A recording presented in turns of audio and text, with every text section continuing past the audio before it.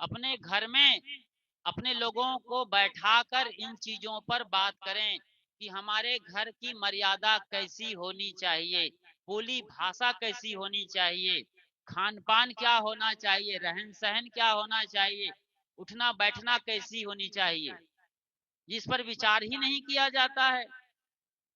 बड़े जो दादा हैं वो अपनी मस्ती में हैं, उन्हें दादा होने का बड़ा गुमान है और वो रात दिन दादागिरी किए चले जा रहे हैं। दादा होना सही है, लेकिन दादागिरी बंद होनी चाहिए। आप एक बुजुर्ग हैं, एक पके हुए आम हैं, आप भगवान के जैसे हैं घर के लिए। आपने सभी तरह का जीवन जिया है, कच्चा पक्का, खट्टा मीठा कड़वा तीखा, सबको झेल करके अब आप एक पके हुए आम हैं, सुगंध से भरे हुए। आप सबको सही मार्गदर्शन दें, जो आए उनकी बातों को सुने और अच्छी राय दें कि बात उनके दिल में उतर जाए और आप वाकई में उनके लिए पूज्य हो जाएं। वाकई में पूज्य हैं आप, उम्र दराज हैं, लेकिन उम्र बढ़ने से गुण बढ़ जाए इसकी कोई गारंटी नहीं है। बाल पकने से मन पक जाए ऐसा कोई जरूरी नहीं है। कितने बूढ़े बुजुर्ग बिल्कुल चिबिल्ले होते हैं, मतलब चंचल मन के होते हैं, और चंचलता के चलते जो बच्चे होते हैं उनको भी गलत सीख देते रहते हैं, गलत बातें उनके सामने बोलते रहते हैं। तो बच्चे और जल्दी बिगड़ते हैं कि हमारे दादाजी बड़े, ये गांव का अगुआ आदमी ऐसे बोल रहा है, वो खुद तंबाकू खा रहा है, बीड़ी पी रहा है, गांजा पी रहा है। तो फिर हम एकदम खुला लाइसेंस मिल गया फिर गांव के बच्चों को, जब गांव का मुखिया सरपंच अगुआ गांव का मास्टर ही शराब में डूबा हो, कबाब में डूबा हो, मांसाहारी हो, तो फिर कौन रोकेगा इस गांव को बर्बाद होने से? कहां से गांव आबाद होगा, कहां गांव विकसित होगा और इसका नाम होगा? जब बड़े बुजुर्ग ही डूबे हुए हैं तो बच्चे तो डूबने वाले हैं, वो तो कॉपी करते हैं। गुजरे जमाने की बात है, जब हम बहुत छोटे रहे तो लोग बीड़ी पिया करते थे। बीड़ी पीने के लिए लाइटर भी नहीं था, माचिस भी कम से कम हुआ करती थी। वो दौर रहा है जब आप लोग दूसरे घर से चूल्हे से आग मांग के लाते थे, तब की बात बता रहे हैं। तो बीड़ी उनको जलाना था, तो बच्चों को बोला, एक बच्चा आया और कहा लाओ दादाजी मैं बीड़ी अभी जला कर लाता हूँ। वो गया और जलाया, आते आते हवा में बार बार बीड़ी बुझ जाए, तो उसने देखा कि जब भी बीड़ी बुझने लगती है दादाजी मुंह में लगा करके खींचते हैं और फिर लाल लाल बीड़ी जलती है। तो फिर वो चूल्हे में लगाया, बुझने के पहले दो चार कस रास्ते में लगा लिया बच्चा। सोचो जरा, ये आप सिखा रहे हैं बीड़ी सिपचाने के लिए भेज करके। एक छोटी सी गलती उनकी जिंदगी को बर्बाद करने के लिए काफी है। धीरे धीरे वो बीड़ी पीने वाला पियक्कड़ हो जाएगा, बीड़ी बाज हो जाएगा, तो उसके फेफड़े में टार जम जाएगा, कार्बन, फेफड़ा भी खराब हो जाएगा, बेटा भी खराब हो जाएगा, घर भी बर्बाद हो जाएगा। 40-50 साल में दम तोड़ देगा, कैंसर भी हो सकता है, क्योंकि तंबाकू में निकोटीन नाम का जहर होता है। इस तरीके से बिगाड़ शुरू होते हैं, किसी भी एंगल से आप देखिए। बोली भाषा कितनी बिगड़ी हुई है, कहीं भी कुछ भी बोल देते हैं लोग। बड़े लोग भी अपनी बोली और भाषा पर लगाम नहीं लगाते हैं, जो मर्जी आए बच्चों को गरियाते रहते हैं अपनी अपनी भाषा बोली में, अपने अपने क्षेत्र के हिसाब से। हमने देखा एक जगह लोग बच्चों को जरा जरा सी बात पर गाली देते थे, साले कहते हैं बच्चों को, साले तो मानता नहीं है, साला भी बोलते हैं लोग। तो वो साला, अरे आपका नाती है, आपका पोता है, वो कैसे साला हो जाएगा? कुछ लोग साला कहने के इतने आदी होते हैं कि चप्पल नहीं मिली तो साला चप्पल किधर चला गया, कहाँ फेंक दिया गया है, वो चप्पल को भी साला, डंडा को भी साला, मतलब हर चीज। अरे एक साला बनाए हैं आप, मतलब शादी हुई पत्नी का भाई साला कहलाता है, एक साला आपने बनाया है और उसकी परेशानी जिंदगी भर झेल रहे हैं, और आप सबको साला बना रहे हैं। कितनी बर्बादी हो सकती है आप? फिर आप क्या सिखाएंगे अपने लोगों को, बच्चों को क्या आदर्श दे रहे हैं? बोली बड़ी क्रांतिकारी चीज है। केवल आदमी की जाति को ही भाषा और बोली बोलने का कुदरत की ओर से ये बढ़िया सौगात मिली हुई है, उपहार मिला हुआ है। बाकी पशु परिंदे ची पी कां कू करके रह जाते हैं, बोल नहीं पाते हैं। आप बढ़िया संवाद के साथ, मीठी जुबान के साथ क्यों नहीं बोलते हैं? क्यों कर्कश बोलते हैं आप कि झगड़ा हो जाए? ये जीभ जिसमें हड्डी तक नहीं है, यदि ये फिसल जाए और गलत जुबान से कोई गंदी बात बोल दी जाए, तो जिस जीभ में हड्डी नहीं है, आपके शरीर में 206 हड्डियां हैं, सारी हड्डियों को ये बिना हड्डी की जीभ तुड़वा सकती हैं। ये हुआ है, कितनी बार हुआ है, केवल एक बोलने की कला नहीं आने से। बोल तो अमोल है, जो कोई बोले जान, ये तराजू तौल के तब मुख बाहर आन, साहेब कहते हैं। सदगुरु कबीर साहब की ये बानी है। बोल तो अमोल है, जो अनमोल है, ये इसका कोई मूल्य नहीं है। इस अनमोल वाणी को आप बिना मोले, बिना मूल्य के, बिना समझे बोले जा रहे हैं। ये तराजू तौल के, तौलो फिर बोलो। हम बिना तौले बोले जा रहे हैं, जो मर्जी आए बोल देते हैं, किसी को गाली दे देते हैं, किसी के लिए अपशब्द बोल देते हैं, व्यंग बाण बोलते हैं, तीखा बोल देते हैं। और करक करेजे गड़ी रही बचन वृक्ष की फांस, निकसाए निकसे नहीं रही सो काहू गांस। करक करेजे गड़ी रही, साहब कहते हैं कलेजे में एक कसकने वाला तीर चुभ गया है। आपने देखा है, दिल का निशान बताते हैं लोग और उसमें तीर चुभा दिए होते हैं। अक्सर ये फिल्म वाले या फिर ये जो सोशल मीडिया वाले इस तरीके के फोटोग्राफ डालते रहते हैं। जैसे कोई घायल हो गया है किसी लड़की के चक्कर में, किसी लड़के के चक्कर में, तो दिल में चुभा हुआ तीर डालते हैं। आपने देखा है, इसको और गहरे से समझिए। आप कभी झाड़ू लगा रहे हो, या कभी बर्तन मांज रहे हो, या बांस का कोई काम कर रहे हो, तो बांस की फांस, एक पतली सी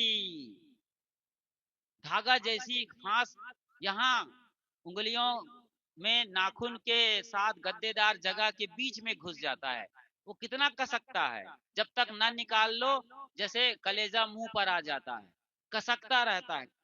करक करेजे गड़ी रही, जब द्रौपदी ने बोल दिया था दुर्योधन को कि अंधे के पुत्र अंधे होते हैं, तो फिर पूरा 18 दिन का महाभारत हो गया था। सारे कौरव मारे गए, एक छोटी सी बात को बर्दाश्त न करने से, या द्रौपदी अपनी जुबान नहीं संभाल पाई। जब दुर्योधन आ रहा था उस नए नवेले बड़े अद्भुत कलाकारी वाले भवन में, जहां पानी होता था वहां पर थल दिखता था, और जहां जल होता था वहां पर थल दिखता था, और जहां पर थल होता था वहां पर जल दिखता था। तो थल में दुर्योधन पजामा को उठा करके अपना संभालता था, और जल में धड़ाम से गिर जाता था। तो ये देख करके ऊपर बैठी हुई दुछत्ती पर द्रौपदी देखी और खिलखिलाकर हंस दी। उनकी आवाज उनके कानों तक गई, दुर्योधन की हंसी वो बर्दाश्त नहीं कर पाया। फिर जब ये बोलती है कि अंधे के तो अंधे होते हैं, तो वही बात मैं बता रहा हूं, करक करेजे गड़ी रही बचन वृक्ष की फांस।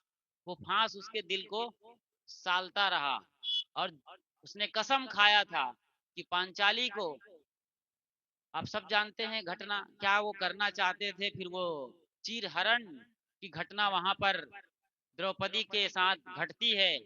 तो इस तरीके की चीजें एक छोटी सी बात से शुरू हो जाती है, कोई बात लग जाती है, दिल में गड़ जाती है। निकसाए निकसे नहीं रही सुकाहू घास, फांस की तरीके से बिछ जाता है, फिर वो निकलता नहीं है। एक छोटी सी बात है जबान, इसलिए मधुर वचन है औषधि, कटुक वचन है तीर,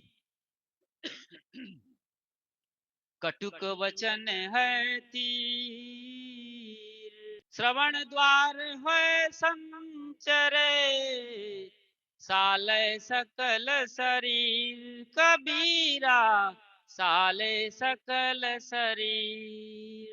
मधुर वचन है औषधि, मीठे बोल दवाई के समान है, एक बढ़िया मेडिसिन है।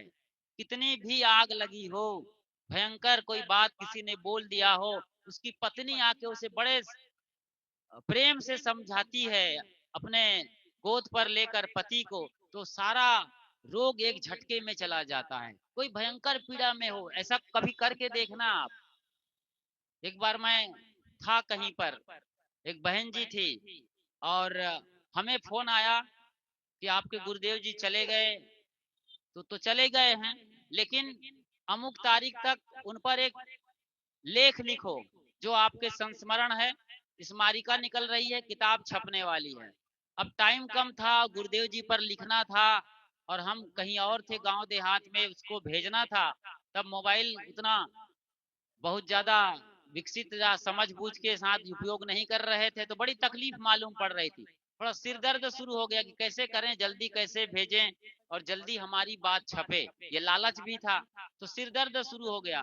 हमारी एक बहन थी, उन्होंने माथे पर हाथ फेरा और कहा, आप अच्छा लिखते हैं, आराम से लिखिए, आपकी बात जरूर छपेगी। उन्होंने और तरीके से समझाया और जो दर्द शुरू हो गया था माथे पर, वो चुटकी में गायब हो गया। ये आपका भी अनुभव होगा। बच्चों को जब आप तकलीफ में होते हैं, रोते हैं, कितने दिल से पुचकारते हैं आप, छाती से लगा लेते हैं, मेरा लल्ला मुन्ना ऐसे बोलकर लोरी सुना देते हैं। तो सीने से लगाने मात्र से बच्चों में जो तकलीफ और पीड़ा है, तो सचमुच में बीमारी हो शरीर की, उसे भी आप बाहर कर सकते हैं। इतना बड़ा मूल्य है प्रेम का। तो मधुर वचन है औषधि। मधुर वचन कौन होगा, कौन बोलेगा? जिसके अंदर प्रेम है, प्रेम से भरा हुआ कोई आदमी ही मधुर वचन बोलेगा, जो दूसरों में परमात्मा को देख लेता है। मंदिर में परमात्मा देख लेना बहुत आसान है, मस्जिद में अल्लाह ताला को निहारना बहुत आसान है। ऐसे ही चर्च में किसी ईसा मसीह को देख लेना बहुत छोटी सी साधारण बात है। लेकिन आदमी के अंदर भगवान देखना, आदमी के अंदर परमात्मा के दर्शन करना, आदमी के अंदर उस परम सत्ता को देख लेना बहुत बड़ी क्रांति की बात है।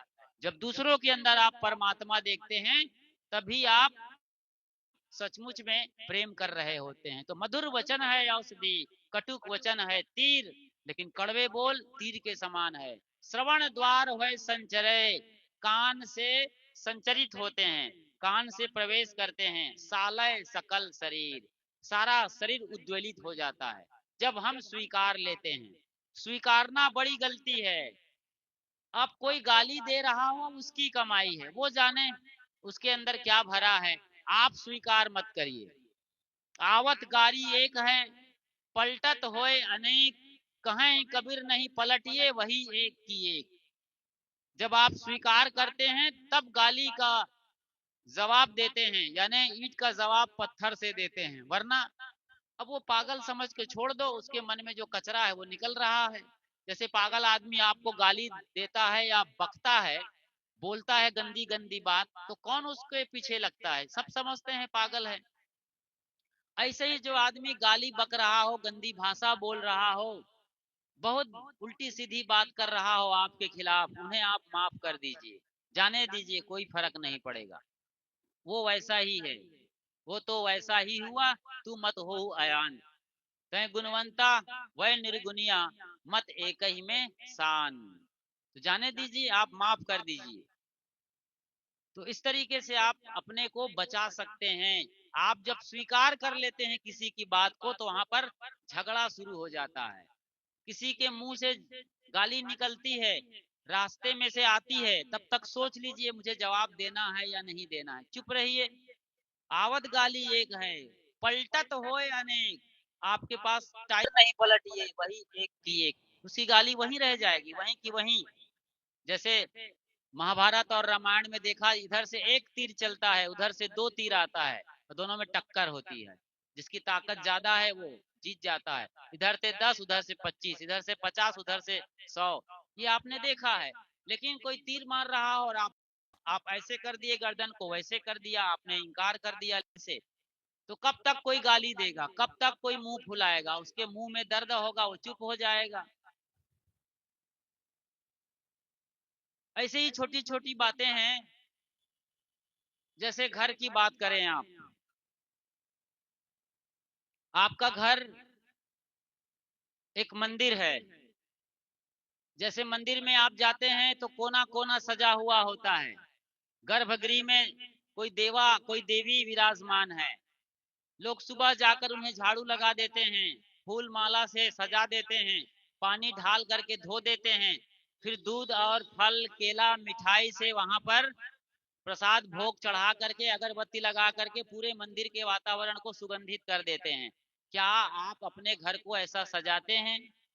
कभी देखिएगा, आपके जो टॉयलेट है और बाथरूम है, जो बड़ी शुद्धि का स्थल है, वहां पर सर के ऊपर कोने कोने में जाले लगे होते हैं, उसको कोई कोई सफाई करता है? कभी विचार करते हैं? दिवाली में एक दिन, 365 दिन में एक दिन सफाई होती है, और कोने में ऊपर जाले लगे हुए घरों में होते हैं ये सब।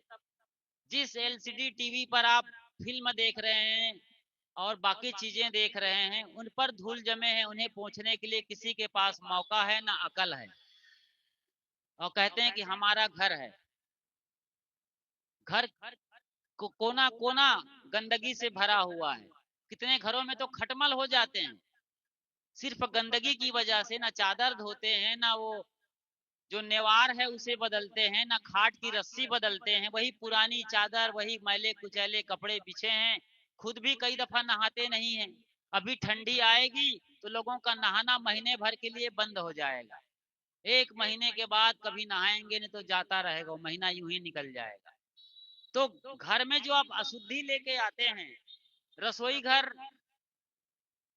भोजन बनता है, पाकशाला है, दाल गिरी है तो पड़ी हुई है शाम तक। अरे कम से कम चूल्हा को तो साफ कर दो, साफ सुथरा कर दो। जैसे ही भोजन बने तुरंत साफ सुथरा करो, चूल्हा को पोंछ दो, बर्तन भाड़े को सही तरीके से सजा दो। वरना जो बेसिन लगा हुआ है रसोई घर के अंदर, लोग वहां खा खा करके अपना जूठा बर्तन डाल रहे हैं, वो पड़ा हुआ है कई घंटे तक। मक्खियां भिन भिना रही है, वहां बदबू उठ रही है, वायरस पैदा हो गए हैं। अभी कोरोना ने थप्पड़ मार कर समझाया था, बार बार सैनिटाइज कर रहे थे अपने आप को, आप सब साफ सुथरा कर रहे थे, लेकिन अब सब भूल गए। कचरा पड़ा है तो पड़ा है, कहीं पर गोबर पड़ा है, कहीं बच्चे की टट्टी पड़ी है तो कोई उठाने वाला भी नहीं है, कहे उसका बेटा है, किसकी, देवरानी का, ले अब जेठानी काहे को साफ करेगी। ये तेरा और मेरा के चक्कर में घर में बदबू फैल रहा। टॉयलेट कितने घर में जाके देखेंगे तो इतना गंदा होता है कि वहां पर जाएंगे तो आपका टॉयलेट भी नहीं उतरने वाला है। इतना वो रंगा हुआ है जो टॉयलेट का सीट है, उसे आप जाइए। टॉयलेट जाने के पहले एक बड़ी गजब की बात बताता हूं मैं, लेकिन आपको हंसी आएगी और आप कहेंगे क्या बता रहे हैं। टॉयलेट जब जाते हैं, सीट पर बैठने के पहले पहले बाल्टी भर पानी उस पर कम से कम 2-4 मग तो डाल दीजिए, ताकि वो टॉयलेट सीट भीग जाए। उसके बाद बैठिए और अपना स्टूल पास करिए तो फिसल करके नीचे चला जाएगा। वरना सूखे में चले गए तो आप पानी ढालते रहो, वो चिपक गया है वहां पर। ये होता है। ये छोटी सी बात समझ में नहीं आती है, और पानी कितना बर्बाद होता है इसकी वजह से। आप राजस्थान जाइए, एक मग पानी की कितनी कीमत है तब पता चलेगा। आपके यहाँ तो बटन दबाया और 10 फीट नीचे जमीन पर पानी है तो पानी ही पानी है। तो टॉयलेट बाथरूम साफ होना चाहिए।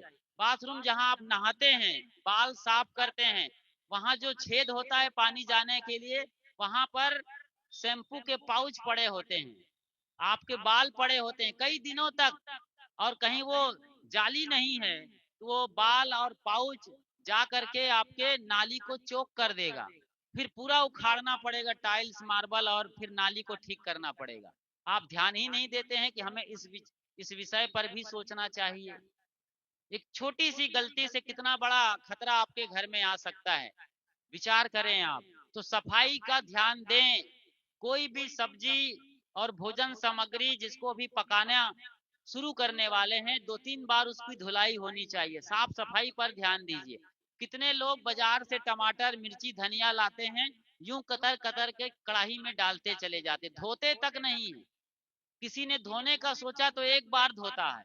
अरे एक बार धोने से कैसे धुल जाएगा। एक बर्तन लिया, भगोना या इतना बड़ा स्टील का बर्तन, उसी में टमाटर डाल दिया, धनिया डाल दिया, मिर्ची डाल दिया। अब सारी गंदगी जो बाजार में धूल खाते हुए पड़े हुए थे ये सब, वो धूल धूसरित मिट्टी उसमें घुल गए, सफाई नहीं हुई उसकी और गंदगी उसमें लिपट गई है। कम से कम 3 बार 4 बार धोइए तो सब्जी भी धुलेगी और सुंदर साफ पाक भोजन मिलेगा आपको। ये घर की सफाई पर ध्यान दीजिएगा, इस पर ध्यान नहीं देंगे तो ये बीमारी पैदा करती है। कोरोना इसी तरीके से आता है, धीरे धीरे चुपचाप हल्के कदमों से। तो जब तक घर की सफाई नहीं होगी, मकान की सफाई नहीं होगी, दुकान की सफाई नहीं होगी, टॉयलेट बाथरूम किचन की, तब तक बीमारी आपके घर में अड्डा जमा कर जमी रहेगी, वो भागेगी नहीं। बीमारियां ऐसे ही दबे पैर चली आती हैं साफ सफाई नहीं होने से। पहले लोग ध्यान नहीं देते थे और हैजा, कालरा, मोती झीरा और टीबी जैसे तमाम रोगों से 10-25 बच्चे पैदा करने के बावजूद कोई एक आध बच्चा जीता था, बाकी मर जाया करता था। अब बढ़ी है टेक्नोलॉजी और मेडिकल साइंस, तो तमाम वैक्सीन आ गए हैं और बीमारियों को भगाने के लिए और भी साधन संसाधन आ गए हैं। लेकिन आप सुधार नहीं करेंगे घर में तो सफाई पर। बच्चे खेल रहे हैं बाहर, आते हैं और गंदे हाथ सीधे हंडा में डाल देते हैं जिसमें पानी भरा हुआ है। बच्चों को बताओ कि भैया हाथ धो लो फिर पानी निकालो।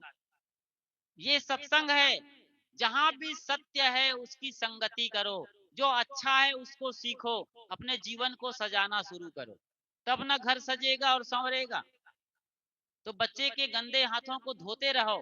बताओ, खाने के पहले और शौच के बाद साबुन से हाथ धोना चाहिए, ये स्कूल के दीवारों पर लिखा रहता है, लेकिन कौन ध्यान देता है इसे।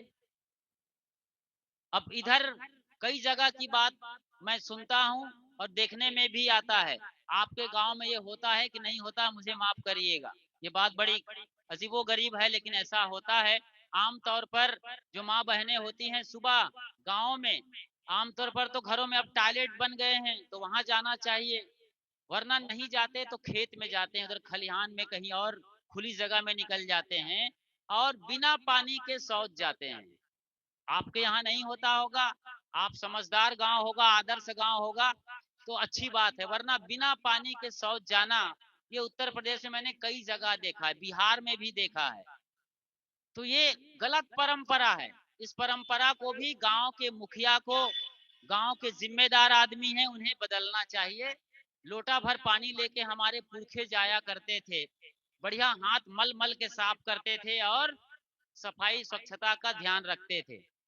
एक दफा की बात है, गांव में एक माँ थी, वो जब तालाब से नहा के आती थी तो सीधे भगवान की पूजा के लिए मंदिर के सामने जो घर में चबूतरा बना रखा था खड़ी हो जाती थी और सूरज देवता को पानी वो डालती थी और अपना ओम भूर्भुवस्वः तत्सवितुर्वरेण्यम भर्गो देवस्य धीमहि धियो यो नः प्रचोदयात्, ये गायत्री मंत्र बोलती थी और भुवन भास्कर की, तुलसी माता की पूजा कर लेती थी। बहू आई तो बहू भी यही सीख गई। साल भर बाद उनको एक बच्चा आ गया, बच्चा अभी छोटा था, खेल रहा था।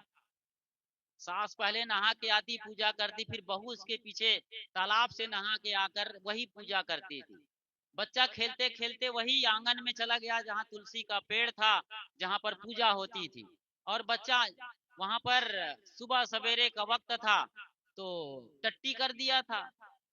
अब बहू आई कि बच्चे की टट्टी पड़ी है, भगवान की पूजा करूं कि टट्टी साफ करूं, समय बीता जा रहा है, जो मुहूर्त है पूजा करने का वो निकला जा रहा है, तो जल्दी जल्दी में उसने टट्टी साफ किया, बच्चे को भी धुला करके साफ कर दिया और डट पड़ी सूरज की पूजा के लिए। तो क्या प्रार्थना करती है, हाथ जोड़ करके जब सूरज की ओर देखती है और प्रार्थना करती है तो उनके दोनों हाथ जुड़े हुए नाक के ठीक सामने आ जाते हैं, तो उसे गंध आने लगती है। तो कहती है, छी छी, ये गंध कहाँ से आ रही है, हे सूरज देवता। उसकी माँ बोली थी, ओम भू भुव स्वाहा, ये क्या मंत्र बोल रही है सूर्य देवता, प्रभु रोज तो नहीं गंध आते थे, आज क्यों गंध आ रहे हो। सास आई कहे कि हरामजादी, कहीं सूरज गंध आता है, सूरज हमसे 1500 करोड़ किलोमीटर दूर है, आग का जलता हुआ गोला है, वहां कहाँ गंध है, इधर आओ तुम्हारे हाथ को देखती हूँ। तो वह अंगूठी लगाई थी और अंगूठी में बच्चे का वो ताजा मल फंसा हुआ था। झटपट में निपटाई थी, तो गंदगी फंसी थी कि नहीं। एक छोटी सी घटना है ये, इससे बहुत बड़ी चीजों को आप समझ सकते हैं पूरे घर की, परिवार की। अब बताओ वो बहू उसी अंगूठी में फंसे हुए मैल से, गंदगी के साथ पूड़ी बनाने के लिए आटा लगाती तो वो पूड़ी की क्या दशा और दुर्दशा हो जाती। वो तो कचौड़ी बनने के लिए तैयार हो जाती पूड़ी, मसाला मिल जाता वहां पर। समझ रहे हैं इन चीजों को। यही हो रहा है गांव देहात में, बहुतों घरों में यही होता है। जिनके घरों में होता है उससे हमारी हाथ जोड़ के विनती है कि रसोई में घुसते ही आप अंगूठी निकाल के कहीं रख दीजिए। जब तक भोजन बनाए खिलाए अंगूठी मत पहनिए। हाँ, बाजार जाएं, शादी में जाएं, पार्टी में जाएं, आपकी मर्जी, आप गहने लगाइए, अंगूठी लगाइए, ये थोड़ी सी बात है। एक जगह की बात है, रसोई की ही बात कर रहे हैं हम। आप बता देना हमको जब बंद करना होगा। गोरखनाथ जी बंद करें कि सुन रहे हैं लोग? आप लोग सुनेंगे या भोजन करेंगे? आप लोग बोलिए, हम तो बंद कर देंगे, अभी कहेंगे इतिश्री कर देंगे। आप देख आइए या बताइए हमें क्या स्थिति और परिस्थिति है। बाकी पीछे वाले दादा लोग सुनेंगे अभी कि भोजन करेंगे? सुनेंगे तो फिर सुनिए, समझ के सुनिए, क्योंकि ये बहुत कीमती चीजें हैं। कथा कहानियां भगवान की बहुत जगह सुन लेंगे, टीवी पर भी आते हैं चैनल गुरु, बड़ी बड़ी कथा करते हैं, लाखों की भीड़ होती है। लेकिन ये बारीक बात जो आपकी व्यथा मैं देख रहा हूं, मैं मानव की कथा कर रहा हूं, किसी भगवान की कथा नहीं करनी है मुझे। भगवान के गुण और आदर्श को जीने के लिए मुझे आपको समझाना होगा, तब आप उनके आदर्श और दिव्य गुणों को जी सकते हैं। होता क्या है कि घर में जब रोटी बनाते हैं और रोटी बेल बेल कर जब सेकते हैं, रोटी पक जाती है तो उसको लोग थाली पर रख देते हैं। और आपके उत्तर प्रदेश में बाजू में गौशाला है, भैंस है, गाय है, तो तमाम मक्खियां, छोटी छोटी और कीड़े मकोड़े और छोटे छोटे और भी कीड़े मकोड़े वो रोटी पर आकर बैठने लगते हैं। लोग ढकते भी नहीं है। ढकते तब है जब सारी रोटी बन जाती है और सब रोटियों पर मक्खियां बैठ रही है। हमने देखा, माता जी एक कपड़ा ले आओ, कोई भी कपड़ा ले आओ, हो सके तो लट्ठा का कपड़ा ले आओ, मार्किन का सफेद रंग का होता है जो हल्का सा पीला, धोते धोते एकदम चमकदार हो जाता है, वो कपड़ा ले आओ। या तौलिया ले आओ, छोटे छोटे आजकल सब बाजार में बिकने लगे हैं, उसको 4 टुकड़ा कर लो, कोई बड़ा तौलिया हो तो। हमारे कहे अनुसार उसने एक कपड़ा ले आया। अब कपड़ा ला करके भगोना में नीचे रखा, क्योंकि रोटी बनाते बनाते आप रोटी रखते जाओगे तो पानी निकलता है, भाप, और रोटी गीली होने लगती है, नीचे की रोटी एकदम गीली हो जाती है पानी से। तो कपड़ा लगा देते हैं तो रोटी में गीलापन नहीं आता है।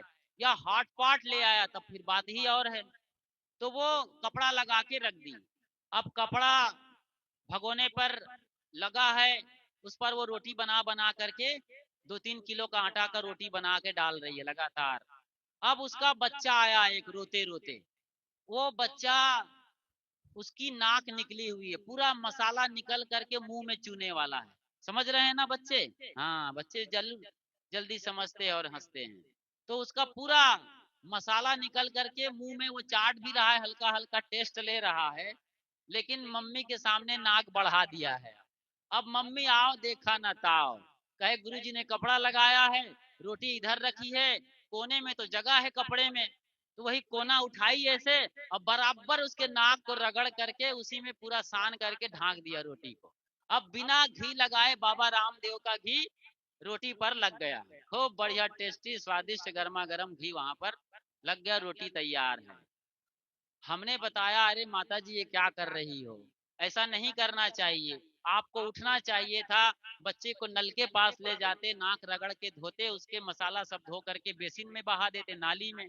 अच्छा गुरुजी ख्याल करेंगे, लेकिन ये माँ बहनें हाँ तो बोलेंगे, नहीं कभी नहीं बोलती ये लोग, रहेंगी अपनी दर पर, करेंगी अपनी मर्जी से, लेकिन नहीं नहीं बोलेंगी। और 2-4 दिन बीता, वही सिलसिला अब भी जारी था, रोटी बनाई जा रही थी, कपड़े पर रोटी रखा हुआ था। अब की बार जब लड़का फिर नाक लंबी करके आया मसाला लेकर के अपना, तो माँ समझदार हो गई थी और उस कपड़े पर नहीं पहुंची, मगर वहीं बैठे बैठे चूल्हा के पास ही उसके नाक को पूरा उसका मसाला खींच करके निकालती है और ऐसे रगड़ के निकाल करके वहीं बाजू के दीवार पर ऐसे लगा देती है। अब वो दीवार पर उसका मसाला चमक रहा है कई दिनों तक, मेरा भारत महान। स्वच्छता अभियान, गांधी जी के चश्मे सब छप गए उसके साथ। सोचिए जरा, ये घरों में होता है, इन चीजों पर कभी बात नहीं की जाती है और आप ध्यान नहीं देते हैं। बच्चे जूठे हाथ से रसोई का भोजन निकाल लेते हैं। आप इतने आलसी हैं माँ बाप कि बच्चे जो खा रहे हैं, जिनके पूरे उंगलियों में दाने लगे हुए हैं चावल दाल के, उनसे ही कह देते हैं कि बेटा मेरे लिए रोटी लेके आओ, उनसे ही कह देते हो कि जाओ कढ़ाई में से सब्जी लेके आओ, दाल लेके आओ। तो ये जो गलत सीख दे रहे हैं ना, ये अच्छा नहीं है। समझाइए सफाई स्वच्छता को। तो बड़े लोग ज्यादा जिम्मेदार हैं, जो अभिभावक हैं, जो दादा दादी हैं, चाचा चाची हैं, ताऊ ताई हैं, माँ बाप हैं, ये सब जिम्मेदार हैं। बच्चे तो खिलौने हैं, कच्ची मिट्टी के लौंदे हैं। इन्हें जिधर जिस आकार की मूर्ति बनाना चाहे उस आकार में इसे ढाल सकते हैं। ऐसे ही रहन सहन, खान पान, बोली भाषा की जो बात कर रहे हैं, इनमें बात आती है मर्यादा की। तो मर्यादा में दो तरीके से मर्यादा होती है।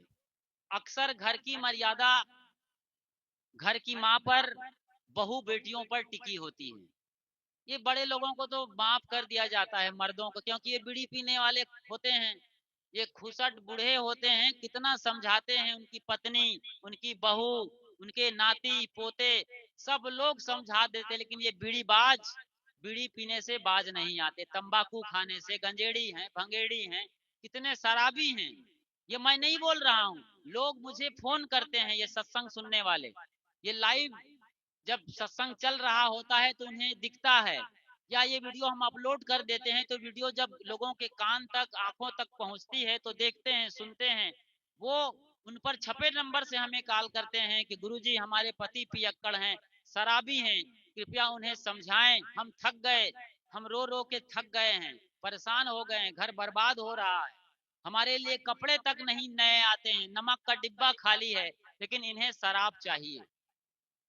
अब ये देवता हैं, ये अपने को बड़े देवता मानते हैं, भगवान मानते हैं, घर के मालिक मानते हैं।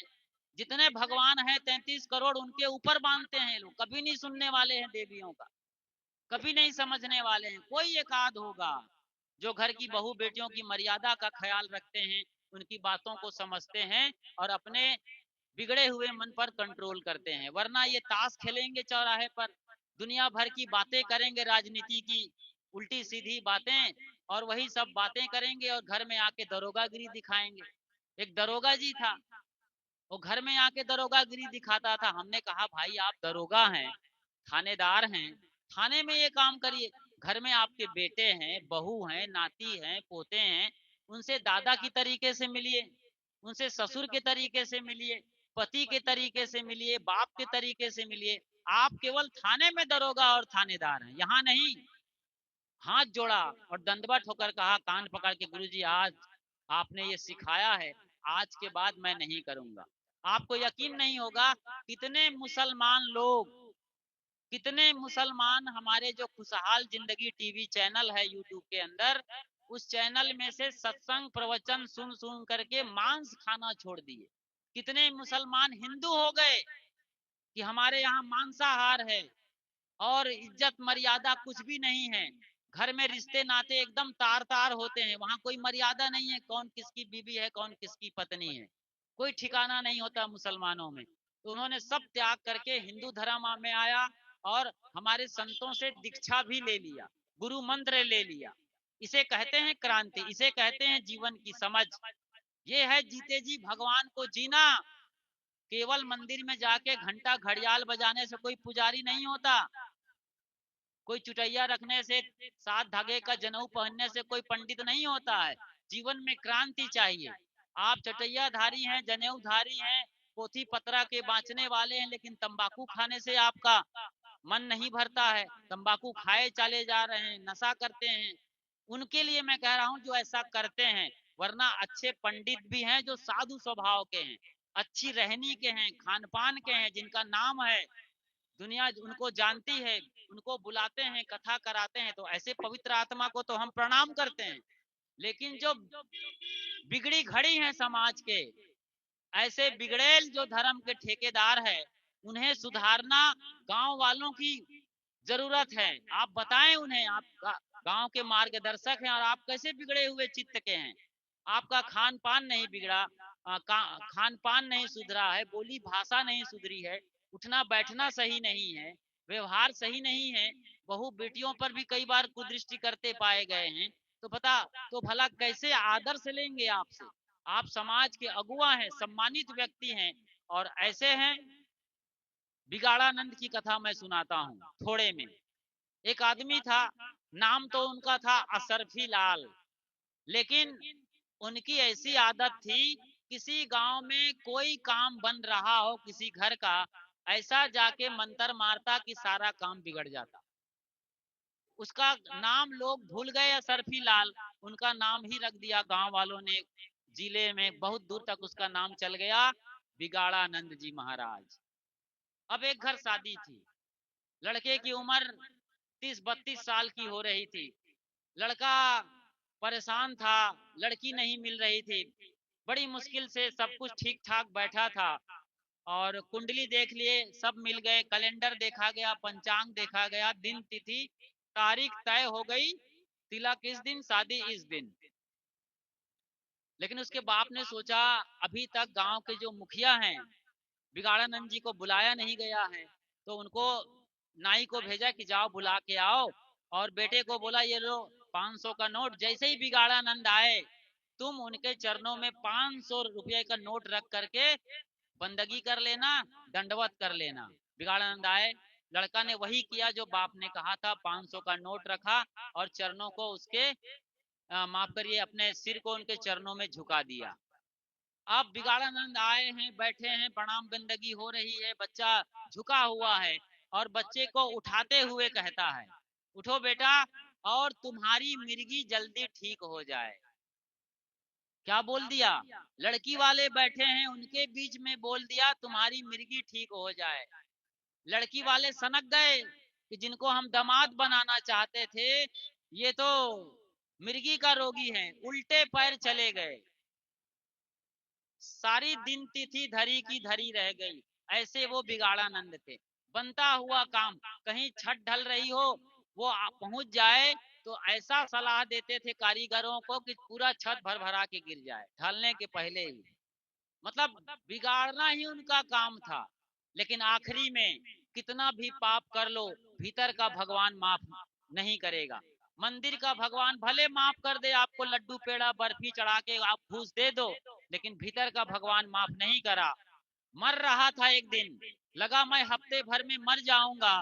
गांव वालों को बुलाया, जिनमें कई गांव थे जिले के, सबको बुलाया और कहा मेरा नाम तो असरफी लाल है, लेकिन मुझे आप लोग बिगाड़ानंद कहते हैं, क्योंकि मैंने हजारों के काम को बिगाड़ा है, सबको दुख दिया है, इतना पाप किया है कि मुझे मेरे भीतर का भगवान माफ नहीं कर रहा है, और वो कह रहा है कि एक कुछ काम करो तो मुझे तभी तसल्ली मिलेगी, मेरी आत्मा को तभी शांति मिलेगी, जब मैं मर जाऊं तो एक काम करना, मेरे इस मुंह में जहां से मैंने गंदी भाषा बोला, गंदी सलाह दिया, गलत बयान किया है, इस मुंह में जब मैं मर जाऊं, मेरी अर्थी सजाई जाए, तो मेरे मुंह में खूंटा गाड़ देना। बोले खूंटा गाड़ देना? लोगों ने कहा चलो देखा जाएगा, बूढ़ा आदमी है, मर रहा है, सठिया गया है, कुछ का कुछ बोल रहा है।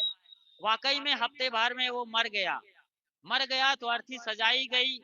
लोगों ने याद दिलाया कि इसने कहा है मर जाऊं तो मेरे मुंह में खूंटा गाड़ देना, तब आत्मा को शांति मिलेगी, क्योंकि इन्होंने अपने मुंह से गलत गलत सलाह दे करके, गलत बयानबाजी से कितनों का काम बिगाड़ा है। तो इतनी इनकी आत्मा को शांति मिल जाए, फिर हम अब तो मर ही गया है, क्या फर्क पड़ता है। तो एक आदमी को बुलाया गया, पहलवान सरीखे को, एक खूंटा नुकीला वाला तैयार किया गया, और उस पहलवान ने उसके मुंह में खूंटा डाला और ठीक से हथौड़ी से मारा, और खूंटा उसके मुंह में जाकर फिक्स हो गया। अब लोग उनको कफन ओढ़ा रहे हैं, धीरे धीरे कफन लपेटा गया पूरी तरीके से। तो कफन लपेट करके जब अर्थी निकली थी, राम नाम सत्य है और मुर्दा बड़ा मस्त है, राम नाम सत्य है, मुर्दा बड़ा मस्त है। मुर्दे को क्या परेशानी है जी? आदमी परेशान में रहता है जो जिंदा है, मुर्दा तो मस्त है, मर गया, बातें खत्म है, कहानी खत्म हो गई है। लेकिन अब परेशानी शुरू होती है घर वालों के लिए, गांव वालों के लिए। अब वो लिए अर्थी में वो लिए जा रहे हैं उनको, बिगाड़ानंद को, और उधर से एक दरोगा साहब आ रहे थे अपने 2-4 आदमी को लेकर, पुलिस का। वो देखते हैं कि अर्थी तो समझ में आ रही है, कोई आदमी मर गया है, ठीक है, लेकिन इसके मुंह पर ये सिग्नल क्या खड़ा हुआ है, खूंटा सिग्नल जैसा दिख रहा है। उन्होंने अर्थी को रोका और उतरवाया और पूछा कि ये सिग्नल कैसे, इसके डंडे मालूम क्या है ये? कहे पूरा खोलो। लोगों ने पूरी कहानी सुना दिया कि उनके कहे मुताबिक उनकी आत्मा की शांति के लिए ये खूंटा गाड़ा गया है। मुंह में खूंटा गाड़ा है? कहा खोलो खोलो मैं देखता हूँ। देखा तो खूंटा गाड़ा गया है, मुंह में से खून निकला हुआ है, कपड़े में भी खून लगे हुए हैं। तो थाना के उस दरोगा ने बयान लिखा रजिस्टर में और कहा कि तुम लोगों ने एक जिंदा आदमी को खूंटा गाड़ के, इसके मुंह में खूंटा गाड़ के मारा है, और तुम लोग सब के सब अब चले हवालात में, चलो थाने में सबको डाल दिया, 50 लोगों को थाने में डाल दिया कि तुम लोगों ने जिंदा आदमी को मुंह में खूंटा डाल के मारा है। लोगों ने कहा वारे बिगाड़ानंद, जिंदगी भर तो बोल बोल के बिगाड़ते रहे, लेकिन मरने के बाद भी भैया तुमने पीछा नहीं छोड़ा और हम सबको थाने में डलवा दिए। ये है बिगाड़ानंद। इस तरीके के लोग होते हैं कुछ, तो उन लोगों से भी सावधान होना चाहिए। कुल मिलाकर के विवेक विचार को बढ़ाओ, समझ बढ़ाओ, सब करो। मंदिर जाओ, मस्जिद जाओ, कोई मुसलमान हो तो मस्जिद जाएगा, हम कैसे कहेंगे कि मत जाओ? लेकिन आप अच्छा कर्म काम करो, अच्छा काम करो, समाज के लिए, उत्थान के लिए काम करो, युवाओं के लिए काम करो, बच्चों के लिए काम करो, सबको अच्छी समझ हो। स्कूल में भी जा करके हम बोलते हैं, बच्चों को सिखाते हैं कि किस तरीके से तुम्हारे नंबर अच्छे आएंगे, कैसे घर में तुम्हारा जो है व्यवहार होना चाहिए। जैसे एक छोटी बात बता दूं, मैं बच्चों को बताता हूँ, मैं बच्चों से पूछता हूँ कि बच्चे तुम अपने घर में बिना कहे कौन सा काम करते हो? सब बच्चे सिर हिला देते हैं, नहीं में हम कोई काम नहीं करते हैं। तो माँ के कहने पर कुछ करते हो? कहते हैं हाँ करते हैं। कोई कोई बोलता है, बाकी सब जिद्दी होते हैं, कौन करता है? और फिर माँ बाप भी बच्चों से कहाँ काम लेते हैं कि हमारे बच्चे तो ये पढ़ने वाले हैं, ट्यूशन वाले हैं, ऑनलाइन पढ़ रहे हैं। अरे बच्चे बच्चे हैं, पढ़ेंगे और गढ़ेंगे भी, कढ़ेंगे भी तब तो जब उन्हें सिखाया जाएगा। तो बच्चों को झाड़ू लगाना सिखाइए, बच्चों को सब्जी धोना सिखाइए, बच्चों को बर्तन मांजना सिखाइए। बेटियों को आप सब बर्तन मंजवाते हैं, झाड़ू लगवाते हैं, पोछा लगाते हैं। बेटे क्या आसमान से टपके हैं आपके यहाँ? क्या वो कोई परमात्मा का भेजा हुआ है? जो बेटी जैसे आई है, बेटा भी आया है। बेटी और बेटा में भेदभाव क्यों कर रहे हैं? खुद से पूछिए आप। बेटे को भी तगड़ा काम दीजिए, आप आंगन धोने का काम दीजिए, झाड़ू का, पोछा का, बर्तन भी मंजवाइए, तब वो बुढ़ापा में आपकी मदद करेगा। वरना आपका बेटा नालायक हो जाएगा, बुढ़ापा में लात मार के आपको भेज देगा वृद्धा आश्रम और अनाथालय। ये हो रहा है आज। 8 आंसू के लिए तरसा रहे हैं, पसर पसर आंसू झर रहे हैं माँ बाप के लिए। और अपनी बीबी को लेकर के बच्चा कहीं चला जाता है, माँ बाप यहाँ दोनों अकेले, बूढ़ा बूढ़ी। 40 साल पहले भी दोनों थे, 40 साल बाद भी आज दोनों वहीं पड़े हुए हैं और बेटे बहू कहीं और अलग रह रहे हैं। ये हालत है, गांव गांव की कहानी बनती जा रही है। इस पर ध्यान दीजिए, समझिए, संभालिए और अच्छा करिए। बातें बहुत सारी हैं, फिर कभी मौका मिलेगा, फिर कभी आना होगा आपके गांव में या आसपास, तो बाकी और बहुत सारी बातें हैं, उन्हें हम समझेंगे। फिलहाल और वक्त न गंवाते हुए और आप सबको बहुत बहुत साधुवाद, धन्यवाद देते हुए कि आपने यहाँ इस यज्ञ के यज्ञ करता, आयोजन करता, इस ज्ञान यज्ञ के मुख्य जो परीक्षित हैं श्रीमान गोरखनाथ जी वर्मा, उनके बुलावे पर, उनके निमंत्रण पर आप आए। 3 दिनों तक लगातार सत्संग सुना, हमारी साध्वी विदुषी बहनों को सुना, जो छत्तीसगढ़ के धमतरी जिले के कबीर ब्रह्मचारिणी आश्रम पोटियाडी से आती हैं। हमारा गुरु स्थान प्रयागराज है, हमारे गुरुदेव सदगुरु अभिलाष साहेब जी हैं। वहां आप कभी भी जाइए, गंगा किनारे बढ़िया आश्रम है, 2 दिन 4 दिन रुकिए। इलाहाबाद यानी प्रयागराज घूमिए, संगम जाइए, स्नान करिए जो मर्जी, या फिर हमारे आश्रम के अंदर हर दिन सत्संग होता है आश्रम में, वहां भाग लीजिए। तो हमारे आश्रम भी आइए, आप सबको सादर आमंत्रण है। आप सबने बड़े सहयोग से, प्रेम से, भाव से हमारी कथा को, कहानियों को, कुल मिलाकर के कबीर सत्संग को सुना। इसके लिए हम बहुत आभारी हैं आप सबके, कि आप बड़ी समझ के साथ, बड़ी शांति के साथ सुन रहे हैं। और बहुत बहुत धन्यवाद, आशीर्वाद, साधुवाद गोरखनाथ वर्मा जी और उनके पूरे परिवार को, कि सबने मिल करके इस बढ़िया कार्यक्रम को अंजाम तक पहुंचाया। और आपके लिए भोजन भंडारे का भी आयोजन किए हैं। तो भोजन और भजन का इतना सुंदर वातावरण में आयोजन करना, इस भौतिकवाद की आधुनिक दुनिया में कोई कोई करता है। उनको समस्त गुरुजनों की ओर से खूब खूब आशीर्वाद, पूरे गांव को खूब खूब साधुवाद, कि आपका गांव भव्य और दिव्य हो, हर बालक कन्हैया हो, हर बच्चा राम हो, हर बच्ची सावित्री हो, हर बच्ची सीता हो, राधा हो, लक्ष्मी हो, पार्वती हो, और आप सब दशरथ हो, कौशल्या हो, और आप सबका गांव आदर्श गांव बने, देश दुनिया में इसका नाम हो। इन्हीं शुभ भावनाओं के साथ अब हम विदा ले रहे हैं इस कार्यक्रम में।